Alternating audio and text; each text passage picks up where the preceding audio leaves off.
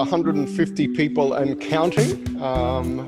That's more than enough for us to get started again this morning. I'm Simon Jackman, Professor of Political Science and CEO of the United States Study Centre here at the University of Sydney. And before I get started, as we always do, I acknowledge that the University of Sydney stands on the traditional lands of the Gadigal people. And the Gadigal, of course, form part of the Eora Nation of peoples surrounding the Sydney Basin here. And I acknowledge elders past, present, and emerging. Today, our guest is Nick Bryant, correspondent for the BBC, based in North America. But Nick, I got to know Nick during his spell here in Australia. And Nick, of course, covers American politics now as the beat for the BBC. And just as it's a momentous time for us at the US Study Centre, it's a momentous time for someone like Nick charged with covering American politics for the BBC. But the triggering event, as it were, is the publication of Nick's latest book, When America Stopped Being Great, which has just come out in recent weeks. There it is on screen now, the cover, and available from Penguin. And a history of the present, and indeed it is. Nick, in addition to being a prodigious journalist and author, of course holds a PhD in American politics from Oxford and studied history as an undergraduate at Cambridge. And the book, if I may, reflects, I think, that depth of scholarship and perspective that Nick brings to his journalism as well. And it's a fantastic tour of the last, I would say, 40, 50 years of American politics. This is not, Trump is clearly motivating the book, as the title suggests, but as Nick will get into the conversation in just a moment. Nick's gifts as a historian and frankly as a scholar are in full display. This is a scrupulously well-cited piece. This is not the typical sort of hit and run book you often see from journalists turning their hands to what I sometimes rather patronizingly call airport bookstore paperback. This is a serious undertaking by Nick, and drawing on it's extremely well cited throughout, and I commend it to everybody. A history of America's recent past. Nick's written other books, of course, in his past. He's the author of John F. Kennedy and the Struggle for Black Equality. And the book he wrote based on his time in Australia, The Rise and Fall of Australia, How a Great Nation Lost Its Way, sort of a love letter of sorts to his time in Australia. A great read, a really great read. And funnily enough, the reference to great, this is the second book where allusions to national greatness appear in the title. Perhaps that's something we might probe in just a minute. But Nick, thanks for joining us. Simon, thank you so much. Thanks for that introduction. Thanks for having me on this webinar. You've hosted some fantastic webinars during this COVID lockdown, so thanks for having me on. And at the risk of getting all Trumpian on you and talking about crowd size, thank you so much to everybody who's joined. I'm overwhelmed by the number of people who've tuned in this morning. Yeah, no, and thank you to our loyal viewers. There's a hard core of in the mid 100s that come to almost everything we do. But Nick, you've turned out a good, at least double that today. And we'll see how many actually make it onto the call by the end. Really fantastic. I think your reputation too, Nick, helping drive audience today. So thank you. And of course, people recognizing your name from your time here in Australia. Nick, I want to spend a little bit of time with you before we get to audience questions. And I want to leave plenty of time for that. We've got a great set of questions pre-booked, and of course coming on live. You can click on that Q&A button and lodge a question, and we'll see how many we can get to. But Nick, I wanted to, the title is awfully provocative, if I may say so. But as I alluded to, it is not just about Trump. And I'm wondering if I could just give you a few minutes at the top to answer the question perhaps that you pose, if that's the way you want to address it. When did America stop being great? And why is that the frame for this book, this survey of the last 40, 50 years of American politics? Simon, what I've tried to do is offer a prehistory of Donald Trump. And frankly, for traceable roots, you could go back to the founding fathers and them coming up with this rather flawed and unrepresentative system of electing a president. You could look at the original sin of slavery. You could look at the Civil War, when polarization obviously erupted into armed conflict. But I begin the story with my personal experience of America. I came here in 1984. I flew into Los Angeles on the eve of the LA Games. I watched this extraordinary gold rush for Team USA and heard the chants, USA, USA. And what I was witnessing, of course, was this summertime of American resurgence after the long national nightmare of Vietnam, Watergate, the Iranian hostage crisis. America got its mojo back again. And who was the beneficiary, of course, of that? Ronald Reagan, the great cheerleader for America, the cheerleader during the LA Games. And later that year, of course, he went on to win a landslide, 49 out of 50 states. He almost got the 50-50 sweep. And he came up with that great phrase, of course, it's morning in America. And the book really goes from that experience in 1984, that morning in America, to the American carnage that Donald Trump described in his dystopian sounding inaugural address, and the mass mourning in America that we're seeing now as a result of the coronavirus outbreak. It's funny, Nick, I read the introduction where it opens up with this telling the story of a younger version of yourself flying to LAX. You were 5 years ahead of me. I had exactly the same experience a little after the LA Olympics, but I just, at a personal level, the intro, LAX was my point of entry. It was the late 80s. Ronald Reagan's photo was still on the wall in the arrivals lobby at Bradley International. I just to say, when California, Southern California in particular, is your point of entry, and it's so much of the America that you consume through TV and media representations of America. You had me hooked from the first page. It just resonated in a deeply personal way for me.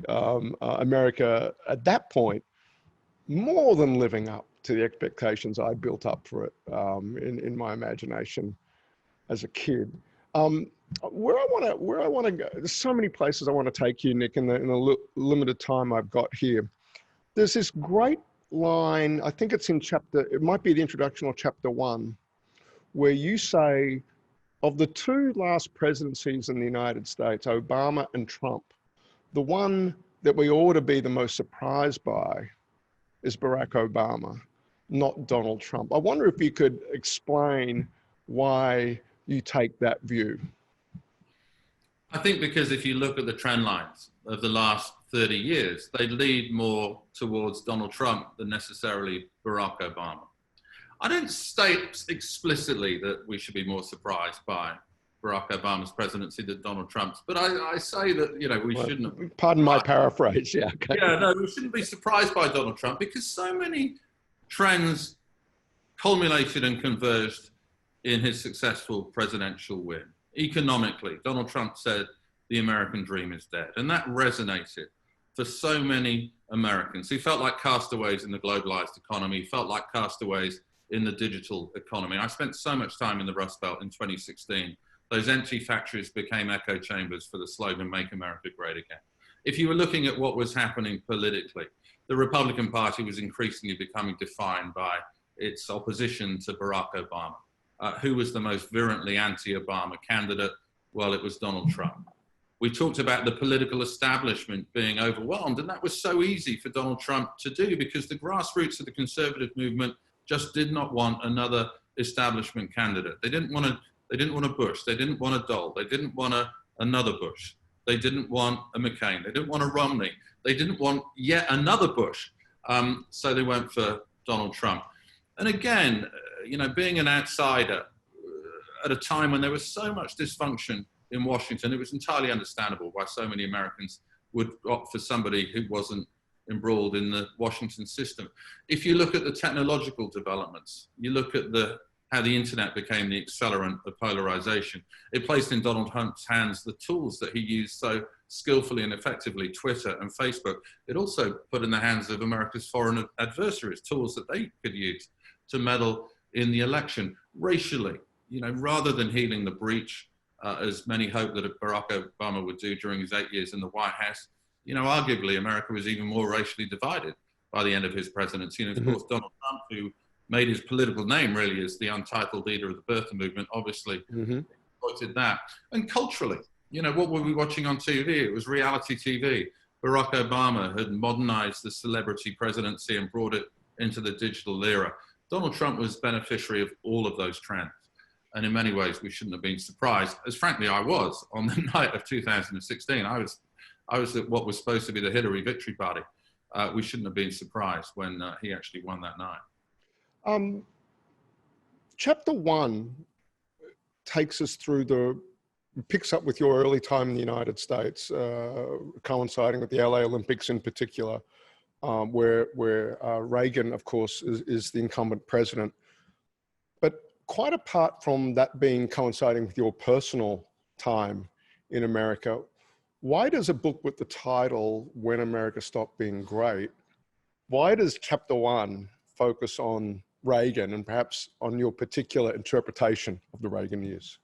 Yeah, because Reagan was such a godfather of American polarization. And from 1984, we travel back to 1964 and the Goldwater campaign. And obviously, Ronald Reagan came to the fore politically when he delivered what came to be known as the speech. And there's this great quote from George Will, Goldwater lost 46 states in 1964, but won the election in 1980.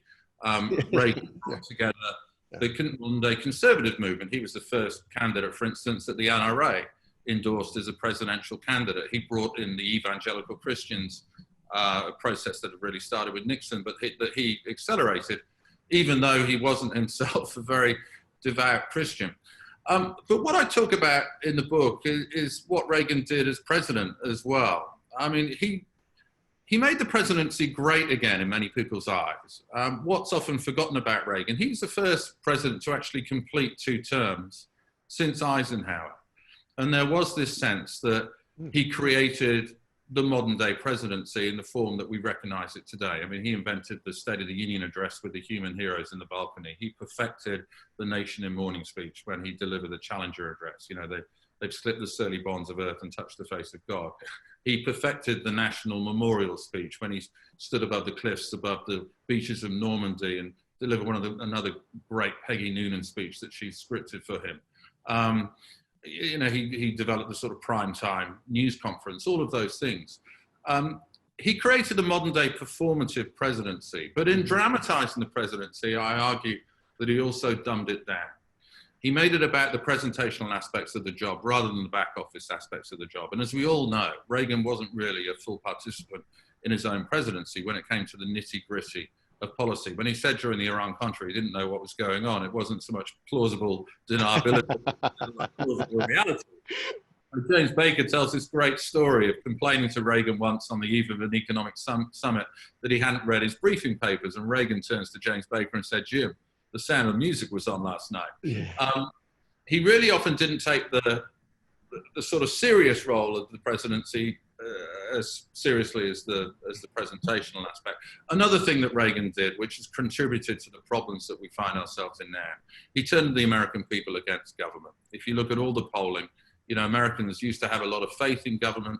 They believed that government could be a force for good. And of course, Reagan delivers his inaugural address and says that government isn't the solution, it's generally the problem. And ever since then, it's sort of discredited government. It's led to a rundown of government. The Democrats that won the election after him tended to grant quite big ideological concessions to Reagan. Clinton, for instance, says the era of big government is over. Reagan comes to Washington a week later and accuses him not only of plagiarism, but grand larceny. And you have that rundown of government, which has become evident in most of the major crises of the last sort of 15 years, when you think of the response to Katrina, and especially now when you think of the response to the coronavirus.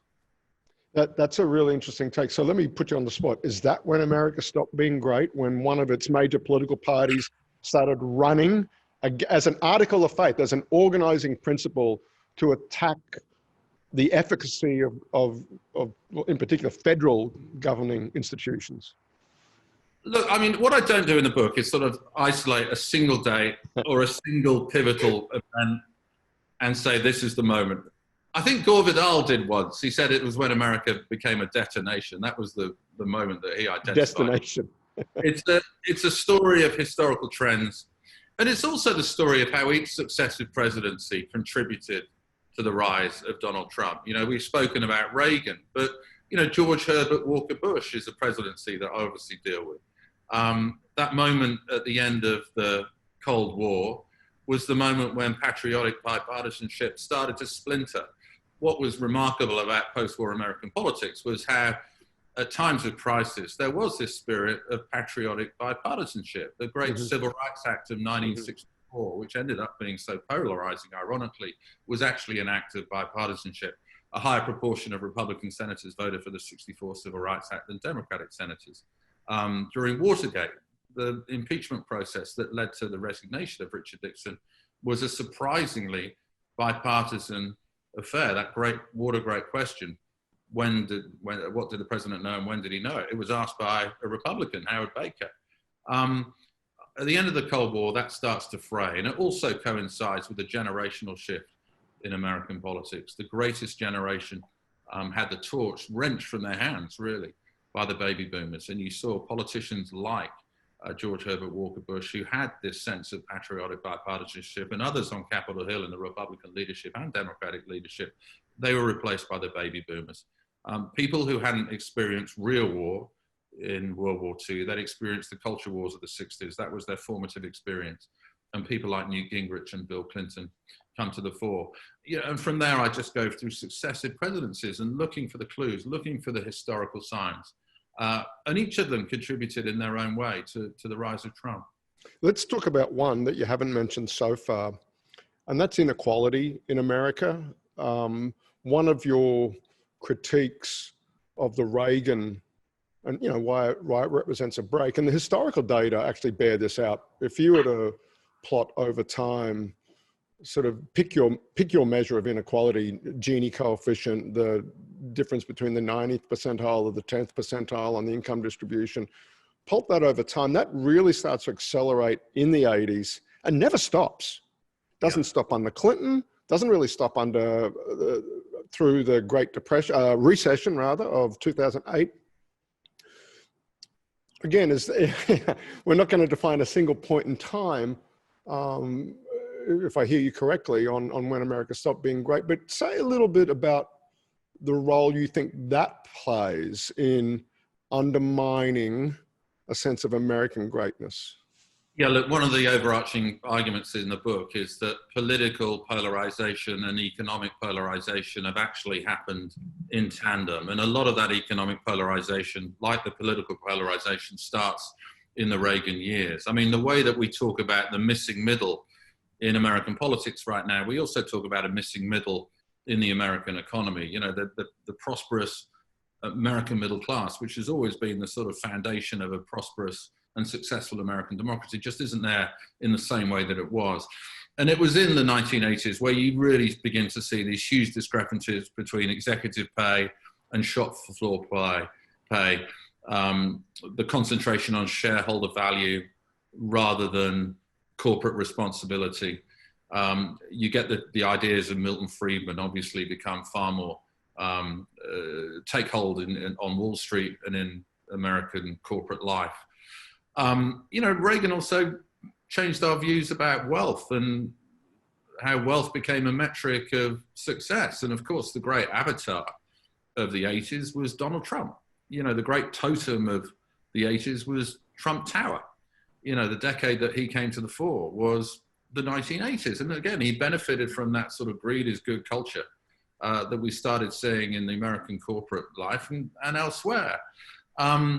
And one of the arguments really is that we have arrived at this point of political polarization, partly because, you know, over the last 40 years, you've had an economy which really isn't working for everybody anymore. And the internet has really accelerated that. It's been very telling, you know, during COVID, for instance, when, you know, America has suffered its worst economic shock since the 1930s.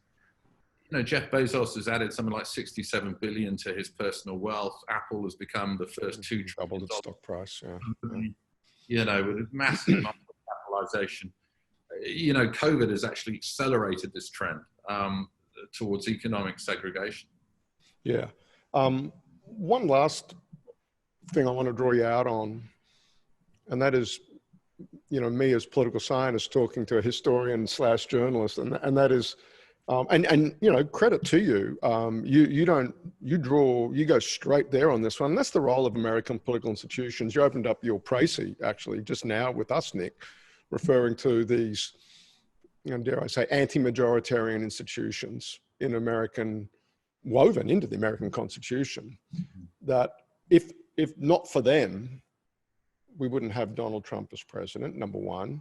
So Trump can lose the popular vote by 3 million votes and still win the Electoral College.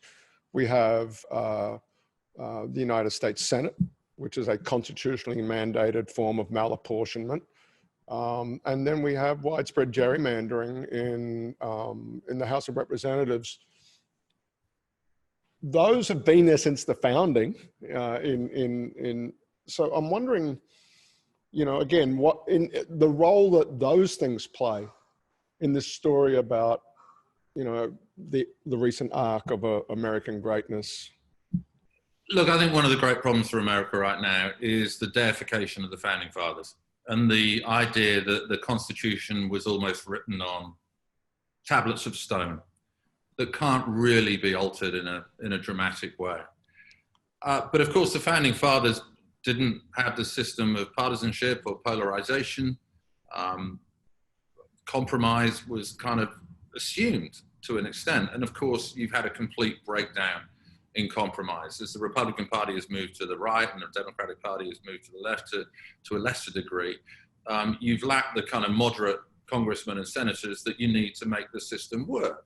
You know, there is no Democrat who is more conservative than a Republican in the House now, and no Republican who is more liberal than a Democrat. Now, to young ears, that sounds, well, of course, but that wasn't how it was.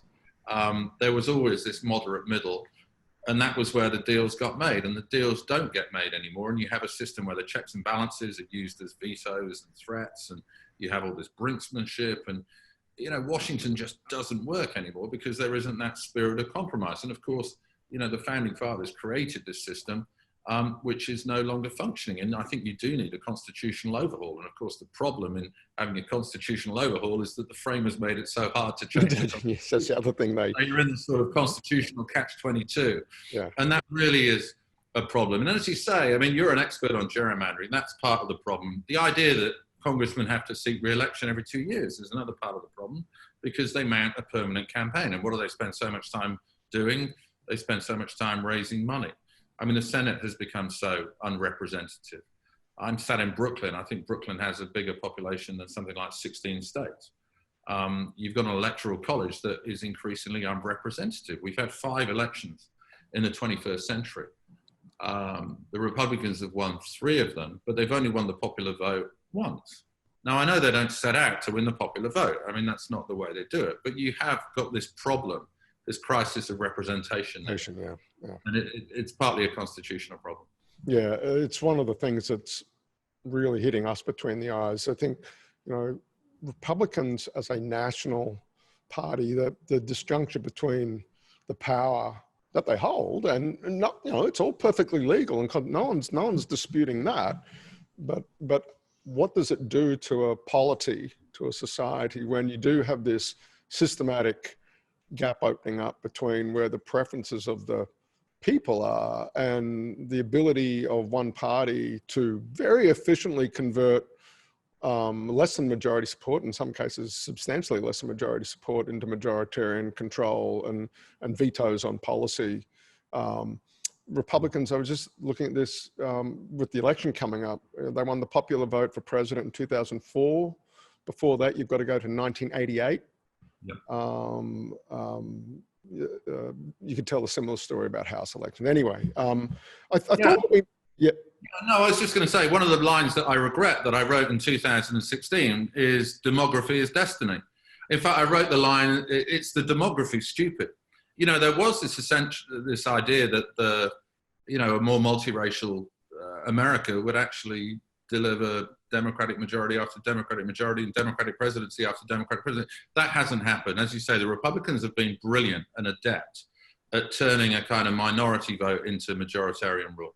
Yeah. And it's been extraordinary to see them do it. No, I was right with you in 16. If you'd asked me before the 16, and I remember, I still pull out the slide deck. That was my stock and trade talk in the run up to the 16 election. We just look at those trend lines about the United States becoming increasingly demographically diverse. And I think we overlearned the lessons of the 8 and the 12 wins by Obama.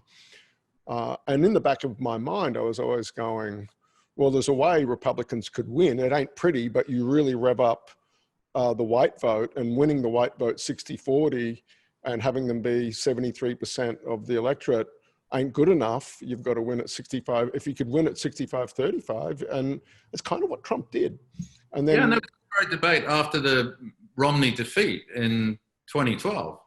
And Reince Priebus, who was then the head of the RNC, went with the argument, we need to have multi outreach, we need to become a party that looks more like America. And there was a dissenting view that frankly was unfashionable and not frowned upon necessarily, but people like Lindsey Graham were talking about the Republican Party facing a demographic death spiral.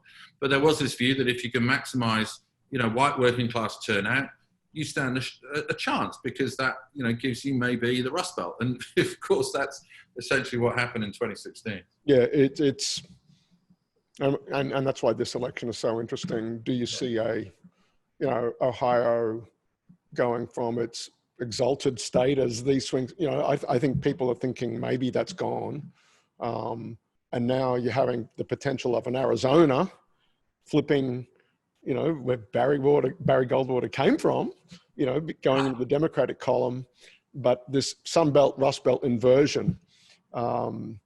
Anyway, let's turn to some questions from at almost 10:30 our time, at least, Nick, halfway through our time. Look, there's a great question here from Elizabeth Walter, who's with Design 79. Hello, Elizabeth. Nick, putting your historian hat on, has the US been divided even more in the past, but we've forgotten it to history? I often get asked that question by BBC anchors. And I mean, you're obviously, your glib response is, the Civil War. I mean, this country faced an existential threat with American fighting against American. You think about the 1960s. I mean, they were really divisive. You had the divisions over the Vietnam War. You had the divisions over the Civil Rights Movement, the struggle for black equality. You had the divisions over the feminist movement that was emerging. You had the parties becoming more polarized. I mean, up until 1964, the main schisms within American politics were within the parties rather than between the parties. The Democratic Party was this kind of odd amalgam of Southern racist Democrats and Northern progressives and liberals. So we have seen moments of division before. What I'd say is different about this period, and I alluded to it earlier, is that the politics was more functioning then. It worked better. There was this compromise. In 1964, in the face really of something that almost was a black rebellion, Republicans and Democrats came together to forge the landmark Civil Rights Bill, which demolished segregation in the South.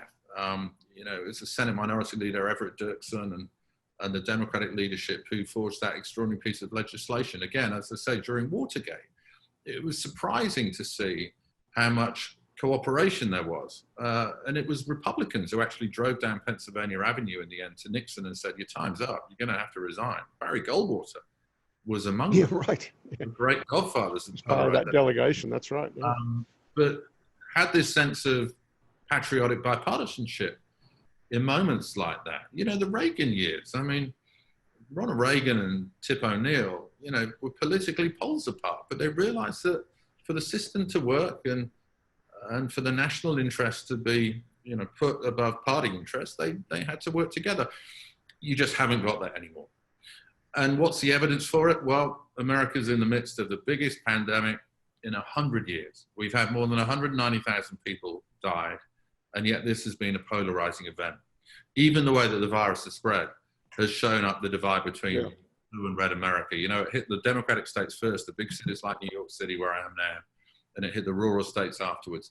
And even something as simple as wearing a mask becomes politicized. I mean, that is how polarized this country has become. And, you know, as we speak on Capitol Hill, they can't agree a stimulus package. They did initially in the early weeks of COVID, but they can't now. And again, it speaks of that level of dysfunction, which is historically new. You know, division is a default setting, but this dysfunction that we see in Washington is something new. Sort of a big think question is the one I want to ask you next. And making America great, or the idea of countries being great, you've written, this is the second book where sort of engaging with this sense of, you know, under if and how and when countries are great or not. Judith Vincent asks, the English Empire, Russia, and now the USA, each of these countries have been at the top and has slipped down the ladder. Well, I want to, she asked why. I want to say, do you believe that's the case with the United States?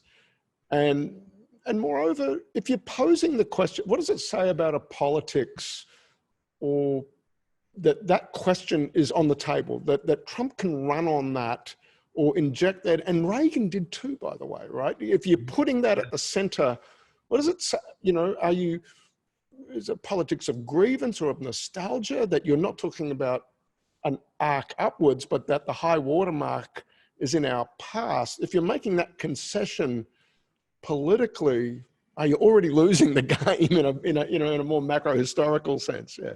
Look, I think nostalgic nationalism has become such a force in global politics. You know, you saw it in Britain ahead of the Brexit debate, obviously. You saw it in America in 2016. I think one of the genius moves that Trump made in 2016 in reviving what was a Reagan slogan that Bill Clinton also used in 1992. If you look to the speech he delivered when he launched his candidacy in Little Rock, Reagan never defined when America was great. He left it to other people to create this sort of kingdom in their mind. And I thought that was a genius move. And Trump really didn't want to be pinned down on when he thought America was great, because he wanted to leave it to other people. Yeah. So for some people, it was the 1950s, pre the civil rights era. You know, for other people, it was the Reagan times of the 1980s. You know, for other people, it was when America won the Cold War. You know, for other people, it was the 90s, when they thought they were doing well. It was a decade of peace and prosperity. I argue in the book that the 90s were pregnant with so many of the problems of the 21st century. But for many people, they were great. The pre-internet days, when they didn't have to worry about the threat from online jobs, the threat from automation. And I thought that was genius from Donald Trump, never actually to define what he meant. I think ultimately when he was pinned down, he did say Reagan. But for most of the campaign, he just left it for other people to decide. I mean, on the point about decline in America's sort of position in the world, I mean, obviously militarily, America's still dominant, all of those kind of things. And, you know, culturally, it's still such a powerhouse. But I do think, and I've never been a declinist, I've always sort of agreed with the sense that, you know, America's always going to hell and never quite reaches it. But obviously, you know, China poses a more of a threat to America than the Soviet Union. You know, there's always this idea that the Soviet Union had the population, but they didn't have the system. You know, when Japan was deemed to be the threat in the late 80s and early 90s, you know, Japan had the system, but it didn't have the population. You know, China arguably has both right now. And I also think, you know, America's always been president-proof to a certain extent. There are these other vital centers of power that it can call on. Mm-hmm. But I think so many of those are in a reputational ditch right now, whether it's Hollywood suffering from the meteor effect of the Me Too movement. The great universities aren't the hubs of social mobility that they used to be. Wall Street really hasn't learned the lessons of 2008. There are some major cities in America that seriously face an existential threat from climate change, whether it's Miami, New Orleans, Houston. You know, the West Coast is obviously aflame at the moment in what could be the biggest environmental crisis the country's faced. You know, America's got a lot of problems right now, and it's got a dysfunctional politics and a dysfunctional system of government right now in Washington. No, I mean, I really do believe it's in decline. And And we've spoken about a post-American world for much of this century. And my fear is, Simon, of this post-America America, a country that's almost unrecognizable from the country that you and I fell in love with when we flew into Los Angeles. Yeah. It's crushing to me professionally and personally, and for all the members of our family. All of us are dual citizens. With COVID travel, we can't be there at a time of what seems, you'd like to feel, just get some grit under the fingernails and experience what's going on over there firsthand, because every now and then you have that sense that, gee, is the place changing in a way that when I next get there, it'll be a step function, a step jump from perhaps the America I remember, either to do with COVID, but particularly, I lived for 20 years in California, and good on you for bringing up the fires out there. There's just horrendous, and given what we lived through here last summer in Australia. Hey, let's keep moving through some questions from Sonia Thompson. I mean, a few of these are prospective. So and that's the point of history of the sort you've written, to prompt us to ask questions about the present and what comes next. Sonia asks, what do you think it would take for the US to change course, or is it too late? Is decline inevitable? Sort of picks up on that last question rather nicely. Yeah, look, one thing you'd think might lead it to change course is some kind of catastrophic event that would bring people together. But guess what? We're in the midst of the worst pandemic in 100 years, the worst economic crisis since the Great Depression, the most racial turbulence since 1968, and the worst environmental crisis. Is America coming together? No. I was struck last week. I was at Ground Zero for the 19th anniversary of September the 11th. Yep. Now, that was a moment that America came together. There was this revival of a spirit of patriotic bipartisanship, but it ended up being so short-lived. Bush in the opening weeks after 9/11 was getting approval ratings in the 90s. And there was widespread support for the war on terror when it was applied to Afghanistan. But that moment of national unity just splintered when George W. Bush decided to expand the war on terror into Iraq. And that moment was gone. And we've never had a moment since. We've had the opportunity, COVID being one of them, but we've never had a moment of equivalent national unity. Yeah, it's remarkable, Nick. I wonder if you have a view on this, but you look around the world, I look at the way Australian political leaders, for the most part, have played the politics of COVID. And I don't mean to say played, that's overly cynical, managed, shall we say. Crises like that are an opportunity to lead. You're going to have this free kick. The other side are going to play ball. And they don't want to seem to be obstructive. You have this. I think of a politician like John Howard, for whom a crisis like this would have been, just give me the ball. Let me. That's just open running. The wind at your back politically. But for Trump. And now, is it Trump, or is it just where America is at the moment? That Obama might have had a tough time governing, or Hillary Clinton. What's your sense of that?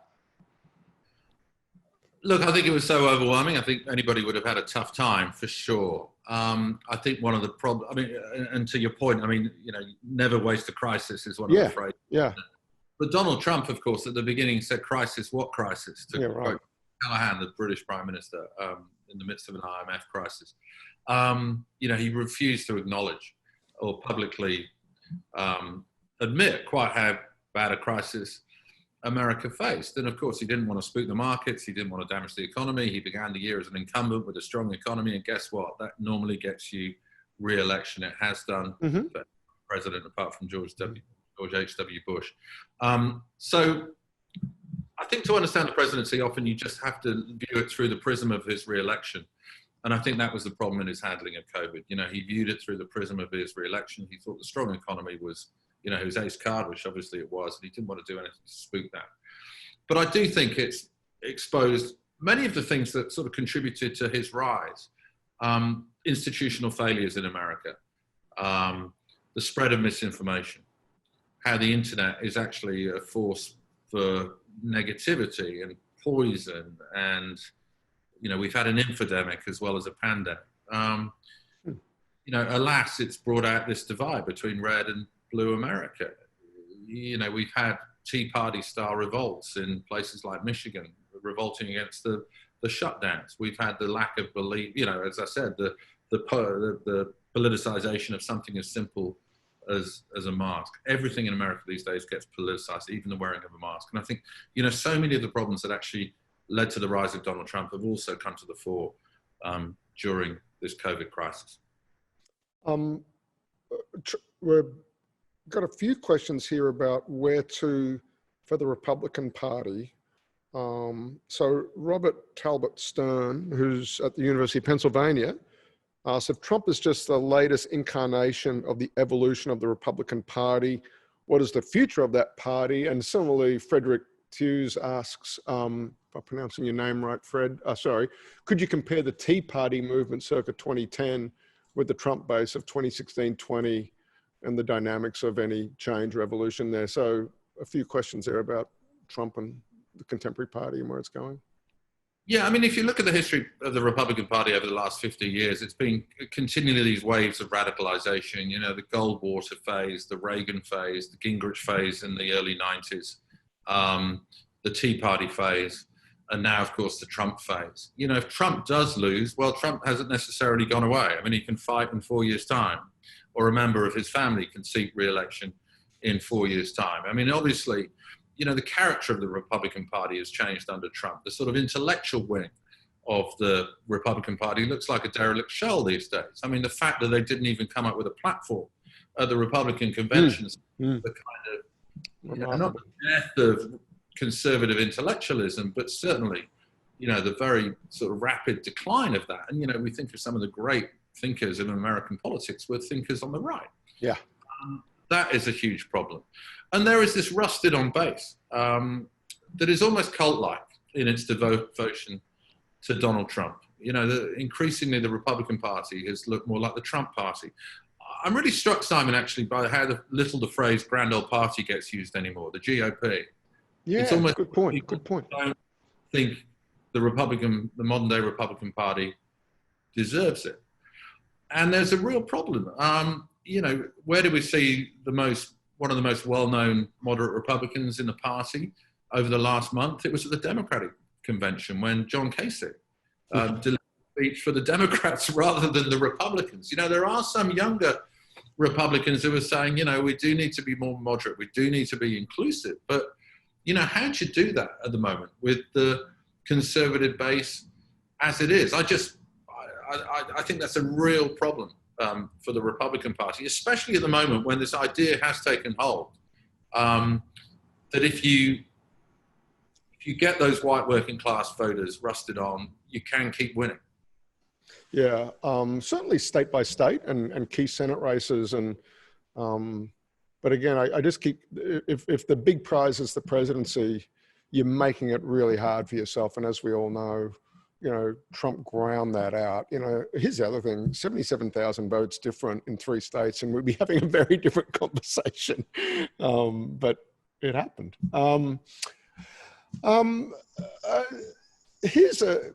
Look, so many questions are picking up on that. Why is that base so rusted on, so hard? And I guess you might even ask the other question. I think it's the flip side of the polarization question. And so that's a question from Brett Connors. And there's a related question here. Culture and media and Hollywood play a really important part in the book, Nick. It's certainly woven through the Reagan story for obvious reasons, given Reagan's background, but sort of representing and Trump's own background too. That's where that thread, you start to pick up that thread in the book, comes out in chapter 1 as well. But I'm wondering to what extent the contemporary media environment, you've already alluded to the internet, but the media environment in the United States is sort of symptom or cause or both in this polarization and this impervious, this with him, it seems no matter what scandal or what dirt gets thrown at Trump, his approval rating just will not budge off 42%. Yeah, let me deal with the media first of all. I mean, the media has become more polarized in America for sure. I mean, that was a process that began during the Clinton years with the launch of Fox News under Roger Ailes, one of the great godfathers of polarization, obviously worked in Nixon and Reagan and George Herbert Walker Bush, came up with the Willie Horton ad. That was, and then of course the counter to Fox was MSNBC. And the talkback radio, you know, the rise of people like Rush Limbaugh, that's a really big deal. And I think it was almost like the media became a kind of polarization industrial complex. I think what happened in 2016, we are still learning lessons from. Were we culpable in the rise of Donald Trump? I think we were. What Les Moonves said, who was then the head of CBS, he got hit by a Me Too and had to go in disgrace. He said, you know, it may not be good for America, but it's great for CBS. And I think a lot of media organizations thought that. You know, the new economy hadn't only hammered the Rust Belt, it had hammered the journalistic belt as well. Yep. You know, the rivers of gold had dried up, and into these dry riverbeds, Donald Trump threw a lifeline. You know, that first Republican debate, it got the highest ratings for a non-sport event on cable in the history of TV. You know, Donald Trump was a job creation, a one-man stimulus package for a media industry that was on its knees. He understood the attention economy as well. I mean, you know, the challenge for online companies now is to get your attention. Well, Donald Trump certainly did that. And, you know, I always think of CNN, one of their default screens during the 2016 campain, you know, was to go to Donald Trump if he was speaking. But even if he wasn't speaking, they show an empty podium and say, he's going to come on soon. And it was almost like we got addicted to Donald Trump. And it was this, you know, great dysfunctional relationship. But he kind of understood, I think, something about the media, which is we often report and write campaigns that we want to cover ourselves based on journalistic entertainment value. And I talk in the book about better story bias, how often the bias of the media isn't liberal, it isn't conservative, it's a bias towards who delivers the better story. So, you know, George W. Bush was a better story than Al Gore, who wanted the kind of third Clinton term with the boring understudy in the lead. You know, it's far better to have, you know, Bush 2, the restoration, great story. 2008, Barack Obama was a better story than Hillary Clinton. I think so much of the coverage was weighted in his favor rather than hers. And in 2016, who was the better story, Trump or Hillary Clinton? You know, Trump for sure. And I mean, you know, we've all seen the studies which show how much free television he got. You know, fundraising in America is to buy TV time. Well, guess what? Donald Trump didn't need to buy any TV time because he was being given it for free. You know, I really do think the media played a big role in the 26 campaign. And also the way that the media kept on trying to show that there was no liberal bias was to focus on one scandal from Hillary Clinton, which was the emails, when the kind of strobe effect of all the Trump scandals got sort of diffused. And if you actually look at the coverage in the New York Times, they spent more time talking about the emails of Hillary Clinton than Trump scandals combined. So I do think the media needs to take a big look at itself in the mirror for what it did in 2016. And were we culpable? Yeah, I think we probably were. Those are some very, I mean, great observations there, Nick. Very astute. That part of the book worth buying for that alone. I would argue that take on from a journalist and with the sense of history as to how the media has had its part to play. I'm just got a great question here. Oh, look, let's just knock this off.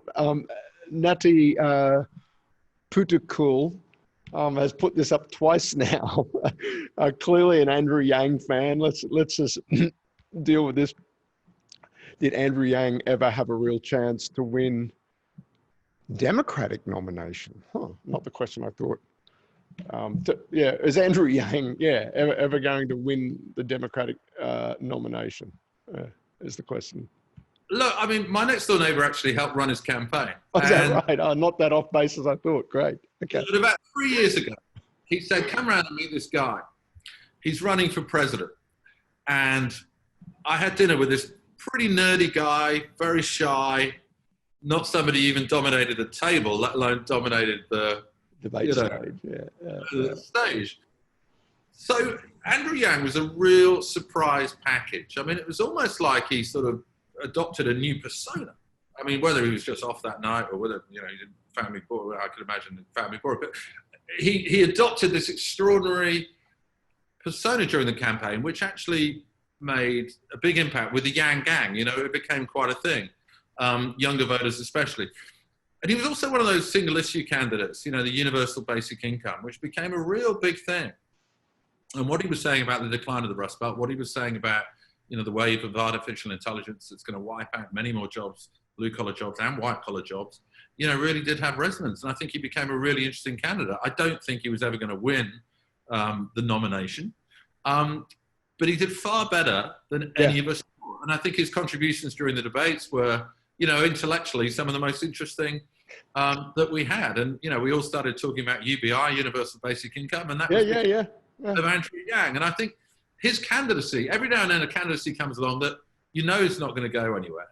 But it's really, really interesting. And I thought that was the Yang candidacy this year. And it's very telling, actually, because when they had the Democratic convention, they didn't give him a speaking slot. And the Yang Gang really kicked up a fuss and said, you've got to have Yang on. And they realized, actually, that this was an important demographic.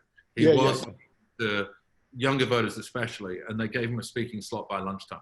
So the Democratic Party realized that Yang is a big deal. I would think that in a Biden administration, he could end up running one of the government departments in Washington.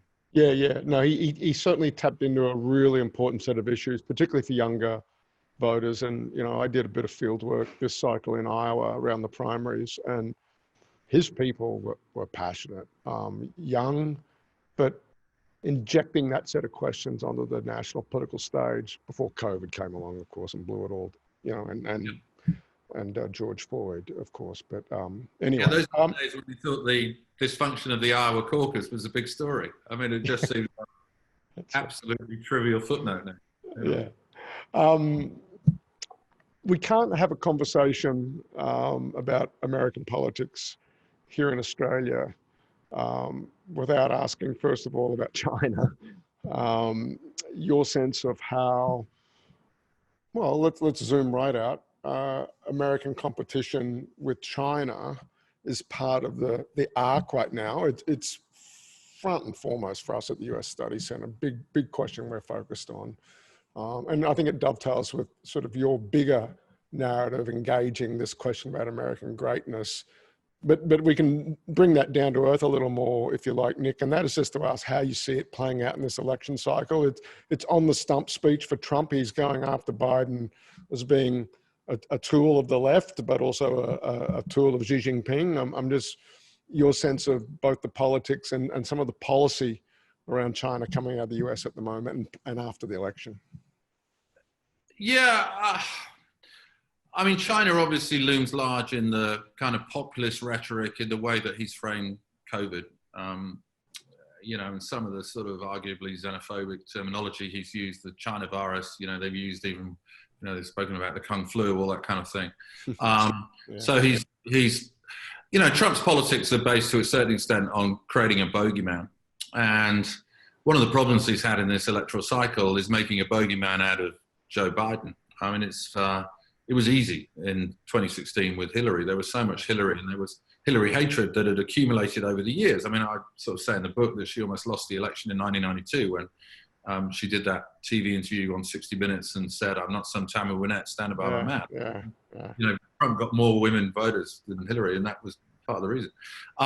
So Trump's looking for a bogeyman, and China's a useful foil at the moment for that. And he's hitting them on coronavirus, and he's continuing to hit them on trade. And I think what's interesting about the trade war actually is it's really hurt a lot of Trump's supporters. Some of those soybean farmers, some of those lobster fishermen in Maine that could become quite useful because Maine's a state that he needs that electoral college voting. They've been really hurt, but they've really admired a president who's actually been prepared to stand up to China. And I wonder how that has changed the sort of paradigm and how that has changed the shift. I mean, even though Barack Obama, he came up with a Trans-Pacific Trade Partnership as his, geopolitical gang-up strategy on China to contain. I thought, you know, many American voters just thought he was far too weak and accommodationist towards China. You know, Biden's promising to be tougher.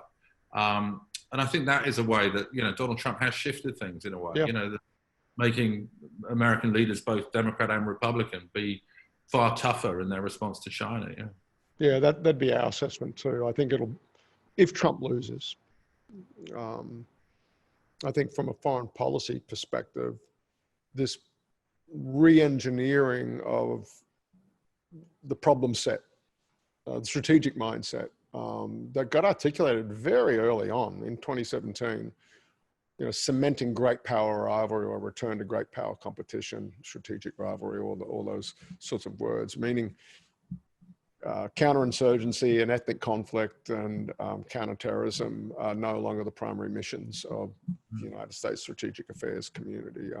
That endures, no doubt in my mind at all. And I think Biden is there, and the people around him. You look at the people he's drawing on for advice, and the likely security and foreign policy team he's building. That'd be our assessment too. Hey, and look, we're starting to run short of time. Oh, so many great questions have been coming in. I'm going to pick one from Ross Stitt. And Nick, you lived in Australia. You're acutely aware of the intimacy and depth of the connection between Australia and the United States. So Ross Stitt asks, what does it mean for Australia if America is no longer great? Well, it changes that delicate balance that you've always had between, you know, going with the country that underwrites your security and the country that underwrites your prosperity. And that delicate dance that Australian diplomacy and that tightrope that you've walked, to switch metaphors, you know, arguably becomes trickier. You're going to have to hedge, I guess. You're going to have to be more dexterous. Yeah, that's a great question. I mean, what I say about Australia's relationship with America, I think, you know, it will change if there is a change in American leadership. You know, Biden, I think one of the first things that he will do is to try and restore the traditional relationships, the post-war relationships upon which he would believe that American dominance was built, and obviously which have been undermined, trashed to a certain extent by Donald Trump. He just doesn't have that historical sense. He just doesn't have that loyalty to those relationships, whether it's with Japan, Australia, Britain. You know, obviously his first phone call with Malcolm Turnbull ended in a huge row about the refugee settlement program here. So, you know, I do think that'll change. But yeah, I mean, if America is, you know, in decline, then, you know, that's going to have a recalibration of your policy and how you balance these two things, which, you know, frankly, I think Australia's done really well. In the last 20 years. I think that the balancing act has been one of a sort of very clever juggler. They've pulled it off with extraordinary skill, I think. But that juggle gets harder. Yeah, that'd be our assessment. I think, you know, it's been a really, I think, Australian diplomacy and the Australian strategic affairs community, if I may, I think has been forced to sort of develop a bit of strategic sort of backbone and autonomy, and far less docile in the alliance relationship. And again, nothing the Australian government will ever buy billboard space about and chest thump about. But I think if you're watching very closely to the bilateral and moreover sort of regional posture too, and regional initiatives, that's very much the mindset, having to be a bit more self-reliant, and perhaps more than a bit. Hey, look, that brings us to the top of the hour. And with a big audience, we will run to time. We mindful of everybody's time, and it's getting late in the evening for Nick. And look, thanks to so many people. I'm just staring at a screen full of great questions that we weren't able to get to. Could clearly have gone for another half hour, an hour easily. Look, we might have to check in after the election and see how you're doing, Nick, and pick up on your reporting from the field that I imagine you're going to try and get out of Brooklyn, the Brooklyn bubble, and into some of those swing states. For those of us that can't, who are here in Australia. But thank you. Simon, it's been great. Thank you for your interest in the book. Thanks for everybody who's tuned in. It's going to be a roller coaster ride over the next few weeks, so buckle up. It's going to be. We'll do, and we'll look for your dispatches on bbc.co.uk. Keep an eye out for that /news or whatever the right you. And Janine, what have we got coming up? Can we get some slides up to tease? We've got some amazing talks in the pipeline. Oh, this is one I'm so looking forward to. So this is Ruth Greenwood, the fabulous Ruth Greenwood, an alum of the University of Sydney, graduated in law from the University of Sydney, and went off to the United States, where now she sits at the very heart of tons of legal work in ahead of this election and others. She got me into court challenging gerrymandering, but Ruth has done very, very well, like so many Australians do in the United States, and is now based out of Boston, out of Harvard Law School, but is vice president or co-president or co-director of the litigation project, rather, at the Campaign Legal Center, one of America's biggest and most active good government interest groups, partnering with Common Cause and the League of Women Voters to make sure access to the polls remains free and fair. And so we'll have a chat about the hundreds and hundreds of law cases already underway across the United States. And that's coming up on Thursday, the 24th at 10 a.m. Sydney time. Again, Ruth, proud alumnus of the University. And then look at that, Charlie Cook. How good is this? Charlie Cook, the dean of election punditry in the United States, and our good friend and non-resident fellow at the US Study Center, Bruce Walpe, has reached out to his old friend Charlie Cook to get that talk on the book as well. That'll be Monday, the 28th of September. I'm as a fellow elections tragic, I'm deeply invested in that talk. And you can catch up with our talks at /catchup on the main site at the US Study Center. All these talks find their way to our YouTube channel. The audio goes up almost immediately. If you can't watch in real time, you can always catch up or send it on to friends and family and whatnot later on. Thank you again, Nick. Thanks to everybody. Thanks to the back office team here in Sydney, Janine, Mara, Taylor. Thanks everybody so much. See you next time. Thanks, Nick. Cheers. Cheers.